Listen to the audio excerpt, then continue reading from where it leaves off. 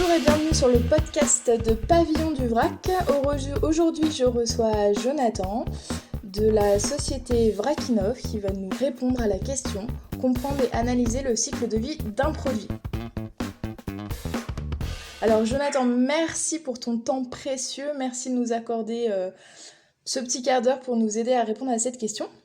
Alors, est-ce que tu peux nous expliquer de manière simple ce qu'est le cycle de vie d'un produit en nous donnant un exemple précis?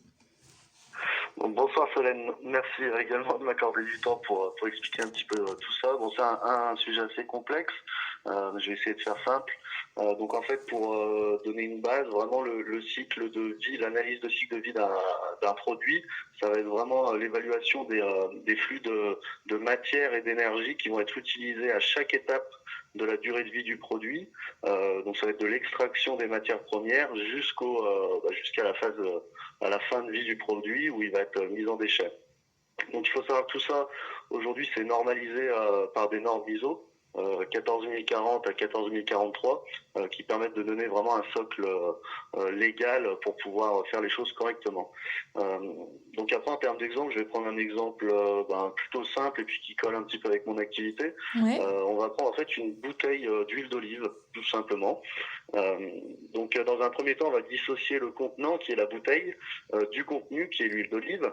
Et en fait, donc on va vraiment aller jusqu'à la base de la production, donc à savoir l'extraction des matières premières. Donc par exemple, pour une bouteille d'huile, il va nous falloir du sable, du calcaire, enfin voilà, des matières premières. Donc ces matières elles vont être extraites. Donc à ce moment-là, on va déjà créer un impact écologique. Donc on va provoquer une artificialisation des sols en creusant le sol pour pouvoir récupérer la matière. D'accord. Ensuite, il va falloir l'acheminer jusqu'à la verrerie pour fabriquer le verre. Donc on va avoir des émissions de CO2. Et puis ensuite, on va devoir chauffer les fours entre 1300 et 1500 degrés pour pouvoir transformer la matière. Donc tout ça, en fait, il va y avoir de l'énergie qui va être utilisée. Donc ça va être vraiment pour l'aspect contenant, la fabrication. Et après, il va y avoir aussi tout le transport du contenant, parce que ce contenant, il va falloir l'acheminer jusqu'à l'usine qui va embouteiller l'huile d'olive. Ouais. Donc là également, les contenants, les bouteilles en verre vont être conditionnés dans des cartons. Ces cartons vont être positionnés sur des palettes qui ensuite vont être maintenus sur la palette avec un film plastique. Donc en fait, on se rend compte qu'il va y avoir énormément de matériaux différents et puis également de phases différentes qui font qu'à chaque fois, on va générer des émissions de CO2, de la consommation d'énergie qui font qu'on va avoir un impact plus ou moins grand en fonction du procédé et des matériaux utilisés. C'est vrai Et puis qu'on... après, oui. Excuse-moi. C'est vrai que on pense pas en fait à tout ça. On imagine le produit final en fait qu'on l'a dans les mains, mais on s'imagine pas en fait tout le processus qu'il y a avant et toute la chaîne justement de production qu'il y a autour. C'est ça, ouais, c'est super important en fait de se rendre compte de ça parce que ça permet d'apprécier un petit peu plus la valeur des choses. Et au final, donc là je parlais du contenant, puis après il va y avoir aussi l'aspect pour l'huile d'olive. Donc bon, encore ça va, c'est un produit qu'on peut faire en France. Mais si par exemple c'est une huile des pays du Maghreb, par exemple de Tunisie, du Maroc ou même de Grèce. Donc il va y avoir la culture, les oliveraies. Après il va falloir les cueillir, les conditionner. Il va y avoir tout un processus pour pouvoir justement les conditionner et ensuite les transférer à l'endroit où elles seront pressées. Donc souvent ça se fait sur place, mais ça peut des fois se faire à un autre endroit. Donc là on a aussi un transport en plus. Et après au final tout va venir converger dans l'usine de conditionnement. Et une fois que cette huile sera conditionnée dans la bouteille, il va de nouveau falloir refaire la mise en carton des bouteilles. Pareil, ensuite on remet sur la palette encore, on refile le plastique et après là on va venir dispatcher ça dans tous les magasins, dans tous les points de vente. Donc du coup on se rend compte qu'il y a vraiment il y a vraiment cette bouteille d'huile d'olive qui va être dans le magasin où on va aller l'acheter, la récupérer. Enfin, elle a pas fait le tour du monde, mais presque. Il y a eu énormément de choses qui se sont passées avant, et c'est un point très très important pour pouvoir analyser justement ce cycle de vie et savoir si on est sur quelque chose qui est éco-responsable ou qui est vraiment très très impactant pour l'environnement. D'accord, c'est vrai que je leur dis, mais on s'imagine pas. Enfin, on s'imagine pas, mais on n'y pense même pas en fait. Par exemple, on a une bouteille d'eau dans la main, mais on s'imagine même pas en fait que bah, il a fallu créer la matière, il a fallu créer l'étiquette, il a fallu créer l'eau, la traiter. Enfin, c'est vrai qu'on a Tout ça, tendance ouais, à tout à oublier fait. tout Ouais. ça, ouais. On a tendance à Tout à oublier. fait, ouais. Donc je pense que c'est bien qu'on puisse discuter de ça, parce que ça permet un petit peu de se reconnecter à la réalité. Et puis Mm. ça, c'est vraiment que l'aspect fabrication en amont du magasin de distribution. Et après, il va y avoir tout ce qui est en aval. Donc ça va être le moment où justement le consommateur va venir, va récupérer sa bouteille. Après, il va arriver chez lui, il va la consommer. Donc si on prend une huile d'olive, ça va durer un petit peu dans le temps.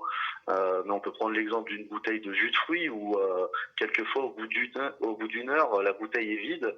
Et là, on va la prendre et puis l'emmener au recyclage pour le verre. Donc, on va dire qu'il y a eu énormément d'emballages qui sont rentrés en contact avec cette bouteille. Il y a eu énormément d'énergie consommée pour qu'au final, quelquefois, cet emballage ne dure que quelques minutes pour après être jeté à la poubelle. Donc, c'est C'est vraiment vrai. un aspect important. Et puis après, il va y avoir toute la fin de vie du produit. Donc pour une bouteille en verre, l'avantage c'est que c'est quelque chose qui est recyclable presque à l'infini. Et du coup, on va devoir réchauffer un four à 1400 degrés pour pouvoir redonner une deuxième vie à cette matière et pouvoir réutiliser. Ok. Donc voilà un petit peu de la production, enfin d'extraction de ressources jusqu'à la fin de vie, ce qu'est l'analyse du cycle de vie en fait. D'accord. Donc du coup, si on part de ce constat-là, quand on est un créateur comme toi, comment on fait pour se rapprocher le plus près de la démarche zéro déchet, une fois qu'on a pris conscience de ça? C'est vraiment déjà ouais, la prise de conscience, elle est pas évidente hein, parce qu'il faut déjà on y passe du temps pour se rendre compte de toutes ces étapes. Il y a pas mal de recherches à faire. Donc je pense que déjà de base il y a une chose qui est c'est la plus importante, hein, c'est l'analyse du marché. Il faut analyser le marché dans le sens où il faut voir quel type de contenant existe déjà, quelles sont ses caractéristiques, enfin sa consommation d'énergie pour la fabrication, son pourcentage de recyclabilité, tout ce qu'on va pouvoir vraiment. C'est quelque chose de global pour faire le bon choix en fait. Trouver la bonne matière qui va être la plus adaptée à notre utilisation. Et puis une fois vraiment qu'on a analysé ce marché, qu'on a fait des choix, on va quand même pouvoir mettre en avant des problématiques. Par exemple, je sais pas, une bouteille en verre, on va pouvoir se dire c'est très bien parce que c'est quelque chose qui est recyclable presque à l'infini. Mais par contre, on va se dire attention, il faut chauffer des fours à 1400 degrés pour pouvoir le recycler. Est-ce que c'est vraiment bien? Et à partir de cette problématique qu'on va mettre en avant, on va pouvoir apporter des solutions qui sont cohérentes. Par exemple, pour cette bouteille en verre, de se dire finalement, ce qui serait bien, ce serait de la réutiliser cette bouteille. Plutôt que de l'acheter quand elle est finie, pourquoi est-ce qu'on ne pourrait pas la laver pour pouvoir la reconditionner? Mm. Donc voilà, c'est vraiment une démarche globale. En fait, il faut avoir une approche globale du début jusqu'à la fin de vie du produit qu'on veut mettre sur le marché pour pouvoir faire quelque chose de cohérent en fait. C'est pour ça que bah du coup on en revient à la première question que je t'ai posée, c'est bien d'avoir de connaître en fait ou d'apprendre à connaître le cycle de vie d'un produit et l'analyser pour justement bah essayer de le maîtriser et de se rapprocher plus de la démarche zéro déchet. Du coup les deux sont Mm. liés. Ouais, tout à fait. C'est un travail de fond. C'est vraiment le socle quand on veut créer sa société ou lancer un produit. C'est le socle, c'est l'identité de la marque qu'on peut créer éventuellement. C'est vraiment ces choses-là qui vont faire que derrière on va avoir un impact positif ou négatif en fait. Ok. Donc du coup, quels seraient tes 3 meilleurs conseils pour se lancer justement et adopter une démarche qui est la plus proche possible du zéro déchet? Quels seraient tes 3 meilleurs conseils? Alors, les 3 meilleurs conseils, on va revenir un petit peu à ce que j'ai dit juste avant par rapport à l'analyse marché. Je pense que il faut vraiment prendre son temps. Il faut prendre son temps, faut pas partir tête baissée. Il faut prendre le temps d'analyser ce qui existe, voir qu'est-ce qui est perfectible, quelle amélioration on peut apporter, et puis ouais, vraiment prendre son temps. Faut prendre son temps, c'est super important, je pense. D'accord? Et puis après, en deuxième conseil, je pourrais dire d'essayer, si on veut s'orienter vers une démarche zéro déchet, c'est de voir comment est-ce qu'on peut faire pour mettre en place le réemploi, pour augmenter la durée de vie du produit qu'on va développer. Parce que le réemploi, mine de rien, c'est quand même la clé de voûte du zéro déchet. Hein. Et puis après, en dernier point, il faut quand même garder à l'esprit que dans la vie, rien n'est parfait. Et je pense que des C'est fois, vrai. il faut faire des concessions. Donc, par exemple, là, aujourd'hui, je déclare pas la guerre aux emballages plastiques, parce que mine de rien, le plastique, quelquefois, c'est la meilleure solution. Donc, il faut faire des concessions et se dire que rien n'est parfait, et il faut faire de son mieux, en fait. D'accord, ok. Bon, bah c'est noté pour ces 3 meilleurs conseils. Merci, merci sincèrement d'avoir pris le temps de nous expliquer tout ça. Parce que c'est vrai que, comme je te l'ai dit, on s'imagine pas tout ça en fait. Et je pense que je suis pas la seule à oublier un petit peu tout ce cycle. Et puis, alors, dis-nous, Jonathan, où est-ce qu'on peut te retrouver? Est-ce que tu as un site internet, une page, Facebook, LinkedIn, où on peut te suivre? Oui, on peut nous suivre avec Vrakinov hein, sur LinkedIn, on a une page, et puis après sur le site www.vrakinov.fr. Et puis également, on peut venir visiter notre premier distributeur de liquide en vrac qui permet justement la suppression de tous les emballages à usage unique sur toute la durée de vie du liquide, qui est installé à Mâcon, chez Satoriz. Donc c'est vraiment notre premier distributeur qu'on a mis en place, et puis on espère que tout va se lancer et qu'on en positionnera partout en France pour permettre aux gens de pouvoir justement consommer le plus responsablement possible. Eh ben, je te le souhaite en tout cas. Merci sincèrement pour d'avoir pris le temps de répondre à ces questions. Et puis, on te retrouve sur LinkedIn, comme tu nous l'as précisé.